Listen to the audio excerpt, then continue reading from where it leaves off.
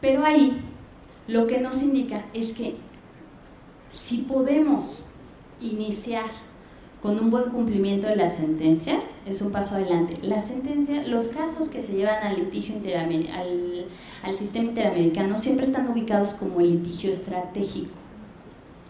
No vamos a recibir muchas sentencias de los mismos casos, y no porque no haya más mujeres que hayan sido violadas por elementos del ejército, no porque no haya más personas torturadas por elementos del ejército, no porque haya menos personas, o no haya más personas, más bien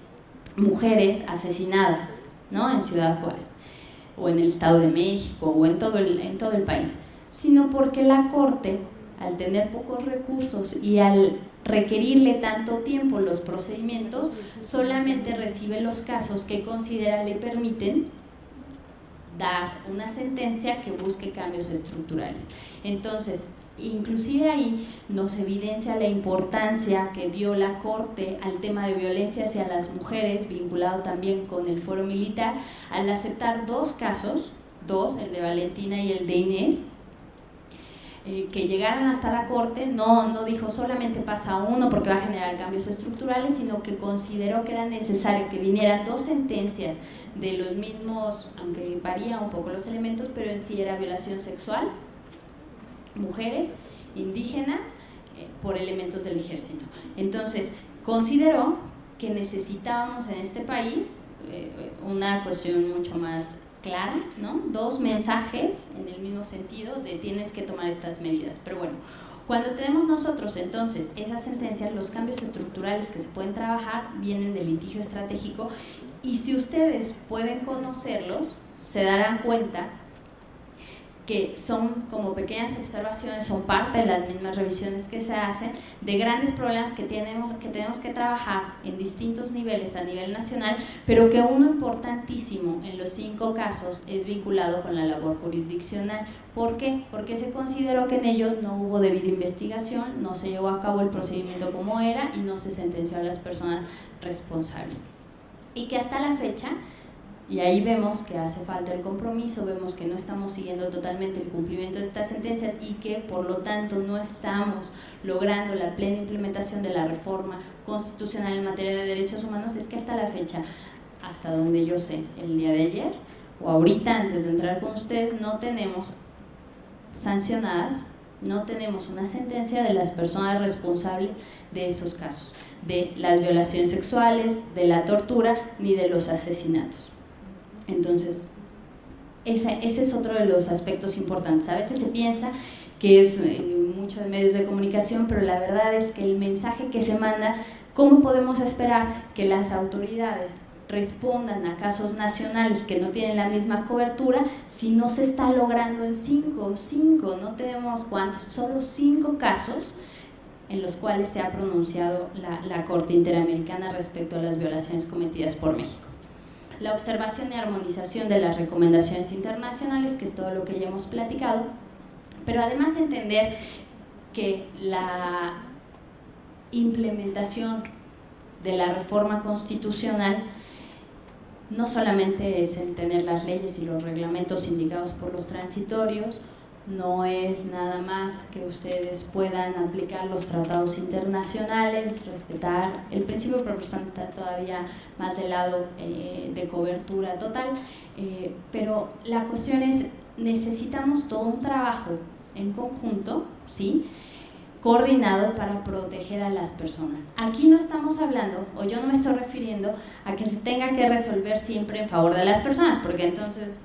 no seguiríamos procedimientos penales, porque a quién le conviene que una persona esté privada de la libertad, pues no.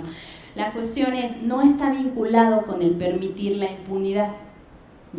Ahí sí tenemos que distinguir. O sea, sí, claro que debemos aplicar el principio pro persona, pero nunca los tratados ni el principio va buscando que se evada, que la persona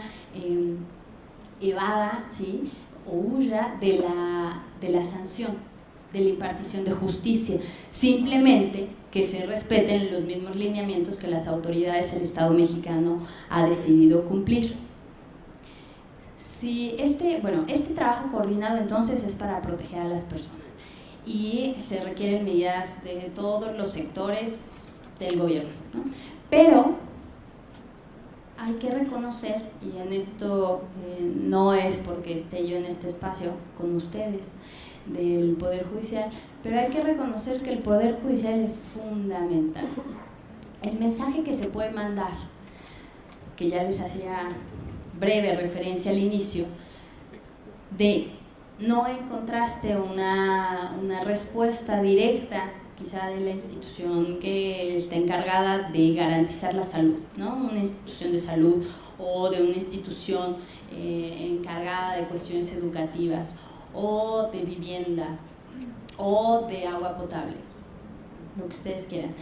en la cual se ha seguido un procedimiento que no tiene la perspectiva de derechos humanos y que no ha permitido el goce y ejercicio, pero llegan al tribunal, llegan a los tribunales, llegan al espacio jurisdiccional y lo mínimo que se puede esperar es que ustedes sí respondan conforme a lo que están, bueno, ¿no? Para lo que ustedes saben que están ahí trabajando todos los días, pero además que sea con esta perspectiva de derechos humanos todo el tiempo. Cuando voy a hacer, ya me quedé ahí, ok, los transitorios ya los vi, pero hay una cuestión vinculada con la implementación que es la irritación que está generando el ámbito internacional en el nacional. Si nosotros vemos a los comités de Naciones Unidas, si vemos a la Comisión Interamericana, a la Corte Interamericana, como un ente distinto, claro, nos diferenciamos, son mecanismos internacionales, pero al fin y al cabo, en el momento en el que nosotros, como Estado, el Estado mexicano, decide firmar y ratificar no solamente los tratados que vigilan los comités, sino además asume la competencia contenciosa de la Corte y está activamente participando en todos estos espacios, no podemos permitir que siga filtrándose el discurso de que va en contra de la soberanía nacional. Eso es algo que ya no debemos permitir, casi taparnos los oídos porque es irreal. Nosotros hacemos todo no es nada más que México lo firme y lo ratifique, es que además hubo todo un estudio previo para llegar a esa firma y ratificación, y eso quiere decir de entrada que no es incongruente con lo nacional. Ahora, aquí hay que tener bien presente que no el ámbito internacional nos garantiza la mejor opción. Cuando nosotros vemos los tratados y leemos los derechos que contiene, podemos encontrar algunas cuestiones abstractas y de panorama que podría ser solamente con enunciados que necesitamos nosotros implementar, que nosotros necesitamos que impacten en el ámbito nacional y por lo tanto lo requerimos en una ley, en un reglamento que indique específicamente las cuestiones procedimentales y cómo lo vamos a entender. Pero intentan ser lineamientos que han sido acordados igual por los estados que están dentro de esa organización. Entonces, bueno, la cuestión del observador, de esos órganos que están observando a México, que están observando la labor jurisdiccional en México, la labor legislativa en México, que están observando el goce y ejercicio de los derechos en nuestro país, nos funciona,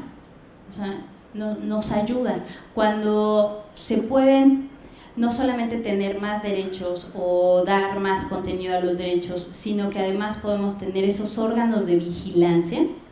complementan lo que se está haciendo aquí, pero no se puede apostar todo al ámbito internacional. Si bien tenemos derecho internacional de los derechos humanos y ustedes han visto ampliamente en su diplomado las facultades, los tratados, todo aquello que está en ese espectro, la realidad es que donde podemos encontrar los criterios jurisprudenciales que den mayor contenido y que puedan dar mayor soporte a este ejercicio, a esta garantía de los derechos, tiene que ser en el ámbito nacional. No podríamos comparar el desarrollo jurisprudencial que hay en los comités de Naciones Unidas de las peticiones individuales, derivadas de las comisiones individuales, con la jurisprudencia que hay a nivel nacional, y no nada más entenderlo como nuestras tesis o nuestra jurisprudencia, sino ese término amplio de criterios jurisprudenciales que dicen cómo está resolviendo, cómo está fundando, cómo está argumentando tal o cual resolución. Es ahí donde retomo lo que comentábamos en la sesión de preguntas la vez pasada. La posibilidad que ustedes tienen con la reforma constitucional son muchas. Es realmente una oportunidad que no se había tenido antes de manera tan clara. La obligación ya estaba, ¿no? Buscar las formas en las cuales se cumpliera con esas obligaciones derivadas de los tratados. Pero la realidad es que hoy está mucho más clara la posibilidad y la obligación que ustedes tienen de estar aportando a la sociedad a través de sus resoluciones, a través del trabajo que estén desempeñando en el ámbito jurisdiccional. Ahora, es importante tener en cuenta que la reforma constitucional puede impulsar viejas luchas o nuevas luchas contemporáneas, pero que estaban desde antes de la reforma. Y uno de esos ejemplos podría ser la reivindicación de derechos de la comunidad LGBTI. Realmente ya el camino por el reconocimiento de sus derechos, ubiquemos el ejemplo del matrimonio homoafectivo, ya estaba en el Distrito Federal, ya lo teníamos, pero la cuestión de la reforma viene a legitimar y viene a dar un soporte a esas exigencias sociales que antes no se tenía. Cuando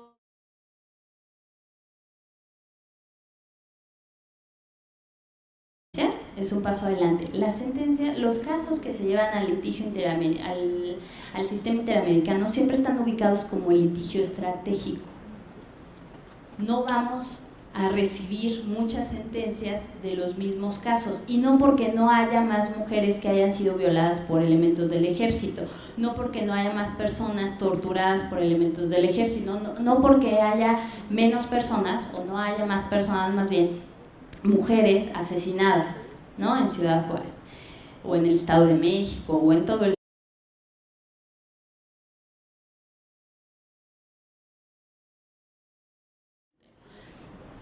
Pero ahí lo que nos indica es que si podemos iniciar con un buen cumplimiento de la sentencia, entonces inclusive ahí nos evidencia la importancia que dio la Corte al tema de violencia hacia las mujeres, vinculado también con el fuero militar, al aceptar dos casos, el de Valentina y el de Inés, que llegaran hasta la Corte, no en todo el país, sino porque la Corte, al tener pocos recursos y al requerirle tanto tiempo los procedimientos, solamente recibe los casos que considera le permiten dar una sentencia que busque cambios estructurales. Entonces,